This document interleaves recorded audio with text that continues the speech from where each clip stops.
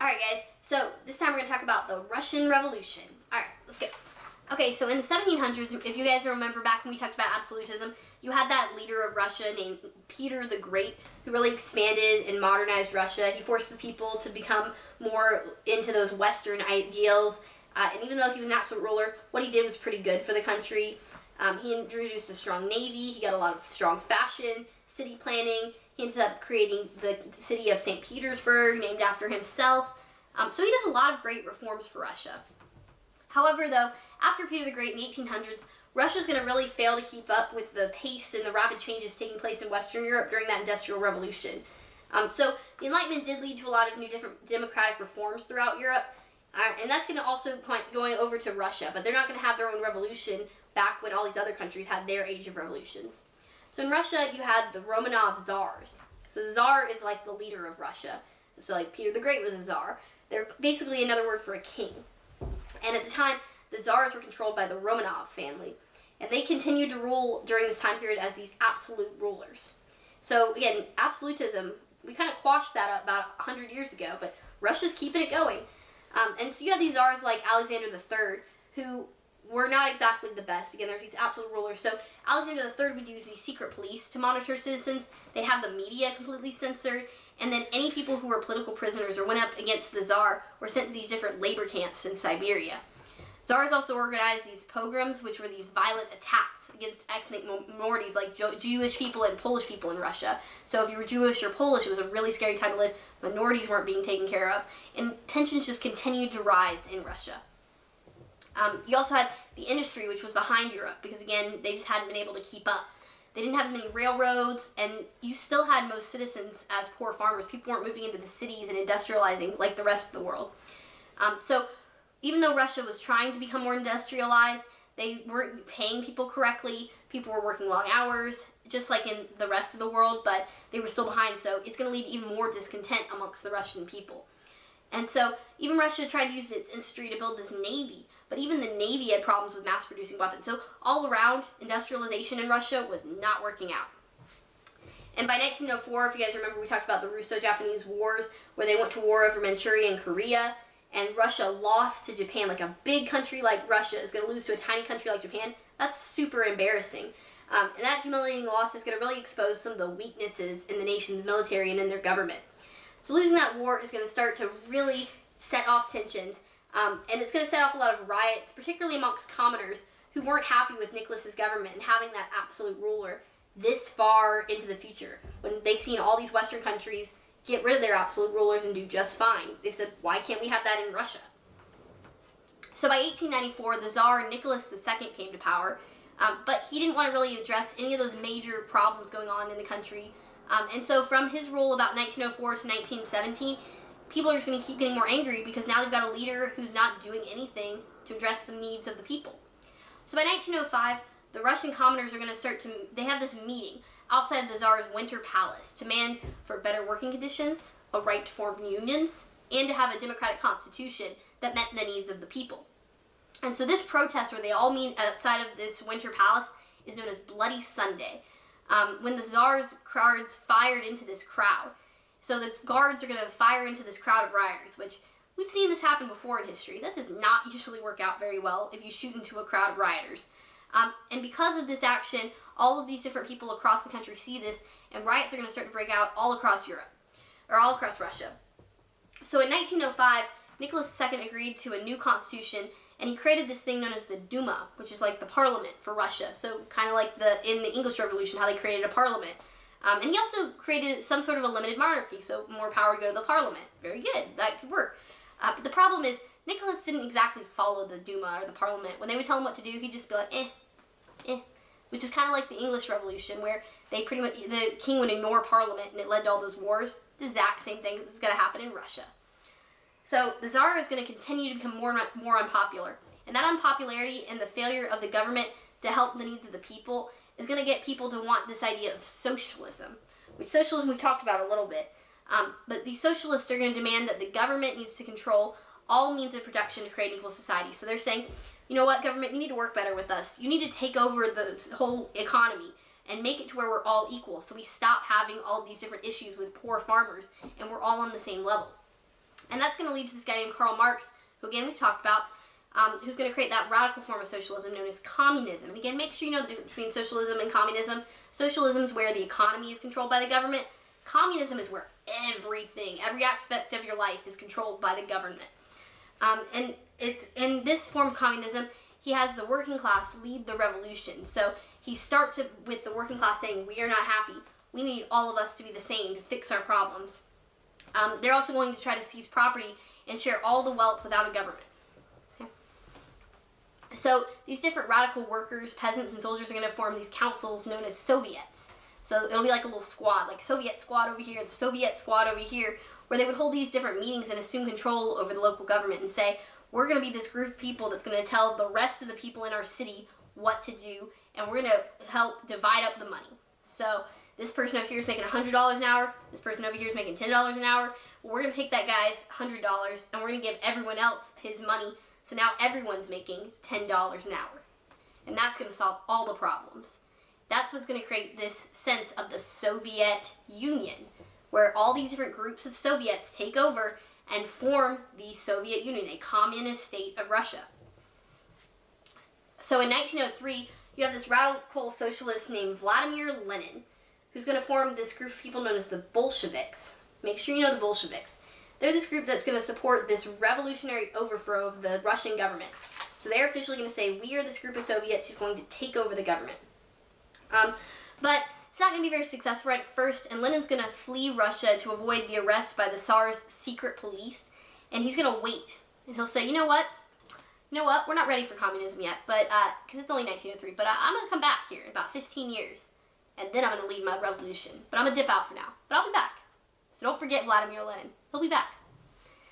So during World War I, so now we've skipped about 10 years, Russia's going to be involved in that World War I we've been talking about, which is going to be a fatal blow to Tsar Nicholas's support in Russia. So for one, the Russian military is continuing to get weaker and weaker. Again, they're not as advanced as the rest of Europe, and they're no match for the German army. They also had difficulty producing weapons for soldiers on the front, because again, they don't have as much factories. A lot of food shortages were common for the troops and the civilians. Also the lack of trains. They didn't have as many railroads as the rest of the world, and that's going to really slow supplies and communication. So it's just going to show that Russia's poorer and poorer as the war goes on. Russia's going to even draft about 15 million soldiers, but by the end of it, almost half of them are either killed or wounded. So it's just continuing to make Russia look worse and worse and worse. Not good. And even though Russia was really struggling in this war, the Tsar refused to pull Russia out and ended up going to the Eastern Front to personally take command of the army. So the Tsar was like, I don't understand you guys. This is not that hard to win a war. I'm going to help out myself. So Nicholas even leaves to go take command. He leaves his wife, Alexandra, to take charge of the day-to-day operations of the government, and he goes out and helps. So while he's off fighting, his wife's taking over the government for him, and she's really struggling because her youngest son, Alexei, has hemophilic disease, where it's basically a blood disease. So he can't get hurt. He bruises very easily. He was very sickly, very weak, and she really needed help for him. So she ends up relying on this mystic known as Rasputin. And if you've seen the Anastasia movie, this is where we get to Rasputin, this creepy dude. Here's a picture of him actually right here. A lot of people were really afraid of Rasputin because he was this mystical guy, and people thought he was an actual wizard. There's a conspiracy that he truly could not die and that they tried to kill him multiple ways, but he just straight up refused to die. So that may or may not have been true. He was a really creepy guy. He may have low-key been like a zombie or something. I don't know. This guy was immortal pretty much. And a lot of people were really afraid of him, and especially because he was so close to the royal family. So that's why eventually they did murder him. But again, we're not exactly sure how he died, or if he really died, to be quite honest. So, I don't know. Think of that what you will. But anyways, by early 1917, this is when you're going to really have this rise of the Russian Revolution. So these citizens, they're mad. They're riding across Russia, trying to end that monarchy, get rid of absolutism. And in March of 1917, Tsar Nicholas II ends up abdicating the throne, so he gives up his power. And the Duma, or the parliament, created this provisional or temporary government. So this is when Lenin says, all right, y'all miss me yet? It's been 15 years, I'm back. So he returns to Russia and leads the Bolsheviks in this Russian Revolution in 1917. Lenin's main message was this thing known as peace, land, and bread. We are going to watch a funny little cartoon where they say peace, land, and bread. And it might be funnier than the Henry, Henry, Henry video, so get ready for that. We will be watching that in class. But this message of peace, land, and bread really helped him to gain popularity amongst the people of Russia, where he was saying, all we really want here is we want some peace, we want more land for ourselves, and we want more bread. We're hungry. Pretty simple. So that's going to make people really respect him, want him to be in charge of the country rather than the Tsar. So these Bolshevik Red Guards who are going to take over, the military power behind these Bolsheviks that Lenin's in charge of, are going to seize control of the provisional government and end up declaring themselves the new leaders of Russia. So now the Bolsheviks have taken over. And these Bolsheviks are going to arrest and execute these Romanovs, this large Tsarist family of the Romanovs that ended 300 years of rule by Tsars in Russia. And one of the youngest of the Romanov family was a famous person named Anastasia. And that's where you get to the story of Anastasia. Now, there's a lot of conspiracies surrounding her death. Some people believe that she was not killed with the rest of her family, but the theory, what has been told is the Bolsheviks rounded up the Romanovs and executed them one by one. And remains from DNA have proved that they found Anastasia's remains, but there's still people out there today that say Anastasia didn't die and she still lived and moved to America. So, you know, I'll let you guys figure out that conspiracy as you will. But after the success of this Bolshevik revolution, that's when Lenin's going to start to mount these major reforms for Russia. So he's going to take over, and he's going to say he wants these different things to happen. So number one, he's going to sign a truce with Germany and give up a lot of territory to get Russia out of the war. So Russia's out. He's going to order all farmland to be equally distributed amongst the peasants. Now, when he does that, it's not like he just says, oh, hey, you want to give a little piece of your farm to this guy? No, he literally takes all of these people's farmlands and says, we're going to make an equal amount. You get this exact amount. You're going to get the same amount of land. You're going to get the same amount of land. Everyone's on an equal ground. He's also going to give control of the factories to the workers. So he'll take it from those factory owners and say, no, everyone is on an equal level. You're going to work for the factory. You make $7.25 an hour. You're going to work for the factory. Oh, even though you have a doctorate, you're going to make $7.25 an hour working at the factory. So everyone is on the same playing field, which again has its upsides, has its downsides. So this Russian Revolution, it's going to lead to a huge civil war between the Bolshevik Red Army led by Lenin and the White Army. And the White Army are these people who were traditionalists. They really wanted a new czar. Or they maybe just wanted democracy like they'd seen in Western Europe, the United States, or they just wanted their land back. Like they just didn't want their farmlands taken away just because of Lenin and his new everyone's equal policy. And this is going to create a lot of problems between the Red Army and the White Army. So obviously the White Army, since it's in support of democracy, is going to have a lot of support from Britain, France, and the U.S. To try to get Russia back into World War I in particular. So, number one, none of these countries want communism or socialism to be a thing, but also, they really need the extra help from Russia in the war, and they don't really like that Russia's just decided to dip out middle of the war to go do their own thing. So that's going to lead to a lot of problems right there. But after 3 years of fighting, eventually the Red Army is going to defeat the White Army, and Lenin's going to become the unquestionable leader of Russia. Socialism has officially taken over. And in 1922, Lenin's going to actually rename Russia the Union of Soviet Socialist Republic, also known as the USSR, or the Soviet Union. And here's a picture of their flag and Lenin in charge. And from the socialists, Lenin's going to eventually create the Communist Party, which is going to rule the Soviet Union as a military dictatorship. And that's going to last for a very long time, all the way until the late 1980s, so not that long ago. So by 1917, again, Lenin led those Bolsheviks in that overthrow of the Russian government, and he transforms Russia into the Soviet Union, the world's first socialist government, and creates the Communist Party to rule the nation. And in 1922, Lenin's going to suffer a stroke and die in 1924. So he's not in charge all that long, from 1917 to 1924. So only for about 7 years. And Lenin, his main thing is that he creates the USSR and the Communist Party. So his death is going to lead to this struggle for power, because now that he's dead, they need a new leader. So in 1927, they find a new leader in Joseph Stalin, who's going to end up maneuvering different rivals and gaining power of the Soviet Union.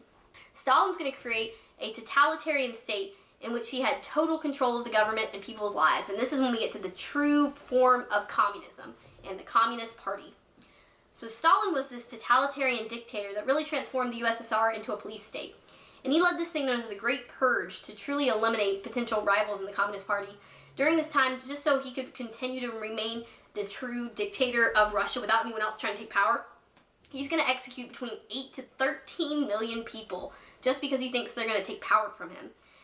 One thing that he's really going to do to keep that sense of power is use propaganda and censorship to really control information and begin these different educational programs to teach communist ideals and loyal to Russian children, literally brainwashing people. So like instead of coming to school and I try to teach you guys things from all different sides, left or right, Democrat or Republican, he was literally going into these schools and brainwashing children into believing his ideals were the best thing and Stalin's the best. Praise Stalin. Really creepy stuff. Just watch videos. You can watch videos of children being mind controlled by Stalin. It's messed up. It's like in North Korea right now with Kim Jong-un, how they're literally mind controlled into believing that Kim Jong-un's the best. So during Stalin's reign, he creates this thing known as the 5-year plan, which is going to really dramatically improve the industry and modernize the military of Russia. Because again, the whole thing started because people said, we're behind technologically, our person in charge doesn't care. Stalin says, oh yeah, I care, I'm going to create this 5-year plan. So here's his solution to save Russia. So this is how he basically saves the economy. He'll do this by seizing control of the economy and setting really high production quotas on steel, coal, oil, and electricity. So he'd say, oh, you made 1,000 things of oil last year, I need you to make 3,000 next year. I need you to triple your amount of production, which is kind of impossible, let's be honest. And that's going to be leading to some problems. So, for one, he's going to seize 25 million acres of private farms, and he's going to redistribute all of them. So very similar to Lenin, he takes your farm away and says, you get this much, you get this much, you get this much, but nobody gets a say in any of it. And 90% of all the peasants are going to live and work on these different farms, and they're going to have these collective farms where people work together on the farm to get it to be successful. So it's not like you have just one person owning a farm. Now a bunch of people do. And this agriculture production is going to really improve in the USSR, but at the same time, farming is going to be really inefficient because you've only got people working on them, and peasants just really resented having their land taken from them. Like, you take someone's land and say, okay, I'm going to divide it up. We're going to split your farm into 3, and I'm going to give it to these random people over here, even though it used to all be yours. I don't care. I'm taking it away. Goodbye. Also, individual rights. So again, since everyone is super, super equal, again, in theory, it could have some good things, but not completely. So number one, Stalin declared men and women were 100,000% equal in the USSR, which could be a good thing. Like, for one, women's rights increased as women could vote, women could join the Communist Party, like radical ideas. Also, women were expected to work on the factories and in collective farms just the same as men. Didn't see any sort of difference. So for women, yeah, it was a pretty cool thing. But at the same time, like, you're completely equal. There can't be any differences. Like, as you guys might know, like, people don't always work exactly the same, and that's why this isn't going to work out. So, another thing he's going to do, Stalin's going to track religion. If everyone's the same, everyone can't have a religion. So he's going to pretty much destroy the Eastern Orthodox Church and the Christian Church within Russia, or within the Soviet Union. And he's going to create a nation of atheists. No religion. Everyone's exactly the same, so nobody can have a religion. And he's also going to destroy the Jewish communities in Russia. He'll destroy all these different Orthodox churches as well as Jewish synagogues. And for a long time, and even today you can still see it, religion doesn't really play a role even in 2019 Russia, because for so long the people in charge said you were not allowed to have a religion because everyone is equal. There's the downside right there. Okay, so that's all I have for you guys. Alright, I'll see you guys next time. Bye!